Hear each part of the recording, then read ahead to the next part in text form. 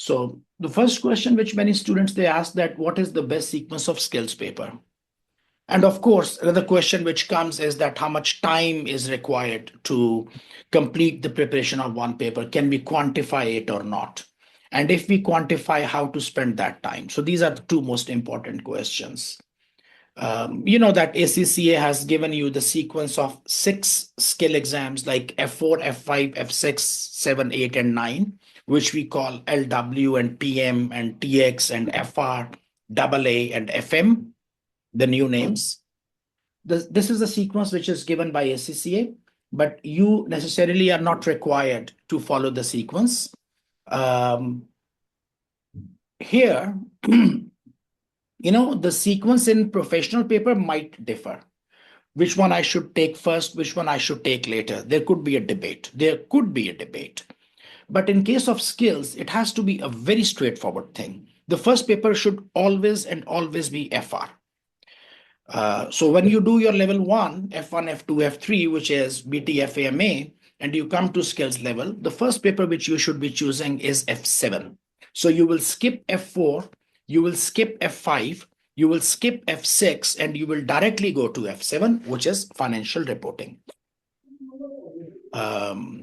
Financial reporting has the longest syllabus.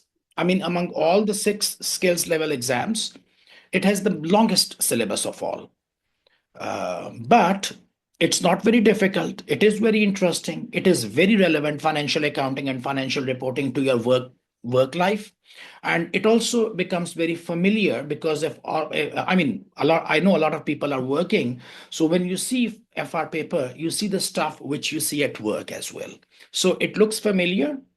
And the best thing is that although syllabus is very long, you finish one standard, another comes, you finish the second one, another comes, you finish all standards, then single company account comes, consolidation is there, cash flow is there, interpretation of financial statements are there. So a lot of bulk is there, but the good thing is that exam is very predictable and exam is not really very difficult and pass rates are also good.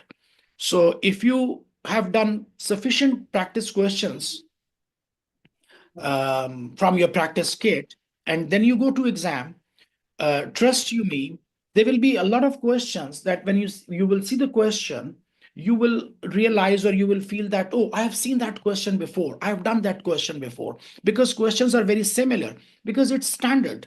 So if we talk about IFRS 16 leases, what are they going to give you? Current liability, non-current liability, total lease liability, right of use asset, these type of typical things will come. You talk about PS 36 impairment, again, some standard pet questions are there. So if you have done like 15 MCQs from leases, examiner is left with no room to give you anything extra. So here, in this case, practice is very important for F6 and exam is very repetitive of nature. It's not with surprises. The good thing is that when you are going to exam, you exactly know I'm going to get one question from consolidation. I'm going to get MCQs from this areas, OTQs from that area. So you can actually predict the exam, not the questions, but the topics. And then when you will attempt the exam and you will finish it, you will come out and you will say, you know what, I'm going to get close to 70%.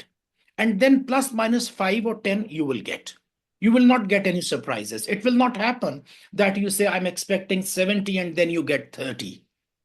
Yeah, it happens in 2 papers, by the way, PM and AA, like F5 and AA. Result, you will be surprised because you will sit down and until the last day, the exam, the late night when the result is announced, it's always at, midnight UK time. So it is possible that in PM, you are sitting very solid. Oh, I'm going to get 70. And then you see you got 30 or 35. And the same thing can happen in AA as well, because I'll explain you why. But in FR, you can predict the exam and you can predict the result. Start always with FR. It's interesting. It's easy. Although it takes some time, but it is not complex. First paper is FR. We are sitting here in December 24, and you are planning for March 25, let's suppose that I know that some of you people have already passed FR, but let's assume that you are starting your skills level. Let's assume for a moment. So it means that you should be taking this exam in March 25. Can you take it? Can you start it, the preparation and finish it? How much time it will take? I will explain it in a while. The next exam should be PM, which is performance management. Syllabus is short. Syllabus is not really very long. But questions are complex, and here the questions which will come, they are unpredictable. Especially the section C question, it can bother you a lot. Actually, it can bother me as well. So I've been teaching PM since 2007. This is a subject I liked a lot, but I know that examiner, even if I'm an examiner, I can twist anyone. So if somebody is bound, or if somebody is inclined, or if somebody has decided to twist you with the question, they can do it very easily, and they do it actually. So even if I see a section C question for the first time, I also pay attention. Okay, what the data is given, what are they asking, so that I don't make a mistake. So I'm also actually concerned about making mistake. So you have to be serious with this thing.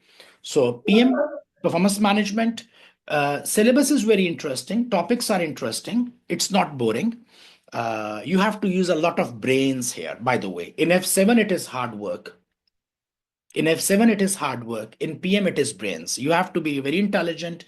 You have to understand the questions actually here.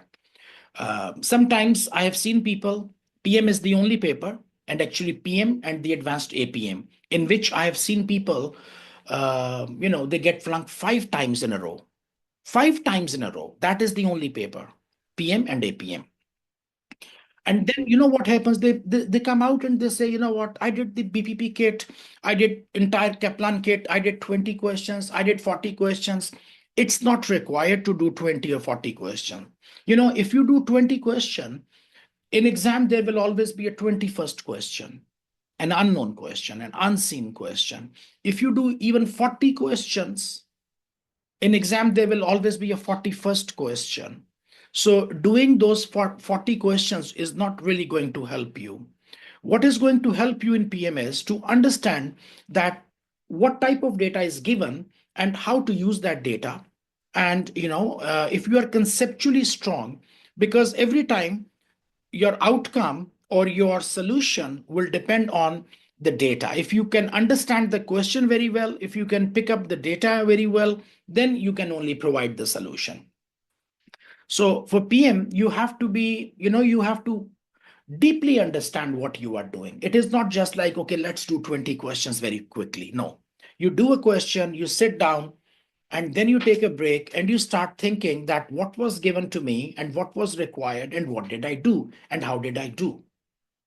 So syllabus is short, but exam could be tricky, and it is the lowest pass rate among all skill papers, PM. Again, if you are starting now, you can consider that I'm going to finish it in June. Can it be done until June 25? Yes, it can be done. Next is TX tax, the third thing.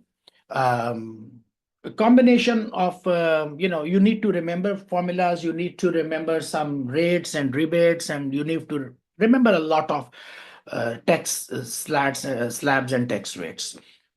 Some of them you have to remember, and actually quite a lot of them they will give you an exam. Syllabus is long, but it's not really very difficult. Pass rates are good. Pass rate of F6 is good. It is always above 50%. It is like 56, 55%, even 58%. Or it is like F7. It requires some effort, but then you are rewarded for your effort. If you do the effort and if you finish the syllabus, you should be passing the exam. Exam is not really very challenging, okay? So we can assume that if we are starting now, we can keep it for September 25. Professional students, professional level students, don't just wait for 5 minutes. I'm coming to you, okay? Then in the next one, which is like December 25, so I can say that you should be here in December 25. You should be taking F8 and F4 together. By the way, this F4, you can mix it either here You can do it here or you can do it here. F4 is easy. It is all theoretical. It is law. It requires less time because you don't have to do a lot of practice questions. It's all theory, and then you go to CBE. You can book exam anytime, and it is manageable. You can spend it F4 with F8. F8 is again theory, but syllabus is not really very long, but it requires your writing skills, your analytical skills about the question. How do you understand the requirement, and how do you address the issues? Again, like PM, double A, PM actually looks difficult because it has some difficult calculations. F8 has an issue that it looks very easy, but the results are quite a lot of a lot of time it is surprising. Even I have seen people who are working in audit for 2 years, 3 years, they come out and they fail with F8. So you have to be careful about how to draft your response, how to analyze the requirement, and how to respond to each requirement within the question. But time for preparation is less. For double A, I have always this one, understanding that if you have correct approach, you can prepare and pass double A within 100 hours. 100 hours in total. If you are not doing it with the proper approach, then 200 hours you will do and you will fail. So double A is not about effort. Even if you spend 300 hours, you can fail. Like FR and F6, these are purely effort, okay? These are purely effort. The more effort you put in, the more results you will get. But double A is not about effort. Even if you put 300 hours, there is a possibility you cannot pass. So you have to be very careful with this thing. The last one I always say should be F9. F9 is always and within the skills level, I suggest it to do it in the end. You should be doing it in March 26. I'm actually talking with reference to those people who are working professionals. And that is why I'm putting one exam in each session. Okay. This is for working professionals.